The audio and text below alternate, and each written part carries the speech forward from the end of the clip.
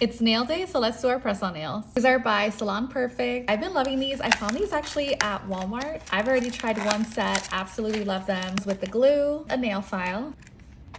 This is what they look like. I feel like they're giving fall vibes. Time to trim off these nails.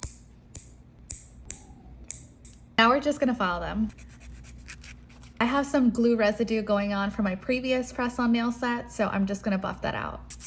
Even if you didn't have any press-on nails before this, you still want to buff your nail bed. I take out my cuticle cutter. I actually got at TJ Maxx recently. Honestly hoping that I don't butcher my cuticles this time. I always use an alcohol wipe just to dehydrate the nail.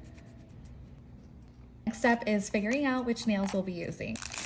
I make sure the fake nail goes from one side wall to the other. This looks good. Great. It's pretty good. I feel like this part is always like a puzzle. This one's too big. Okay, this one's good. Too small. It's pretty good. I feel like it's too many of these line ones. Let me see if any of these fit. No. I was kind of hoping that the flower one was the thumb. It's okay. Can we make this one work? Pop this out. That looks better. Open up our glue. Set is going to be a little tricky just because there's a lot of translucent areas. We're just going to hope that there's not going to be any air bubbles. This glue is flexible, meaning that it doesn't glue down right away. To press it and hold it here for 2 seconds. Have the glue just in the center because I know that it'll spread out to the sides.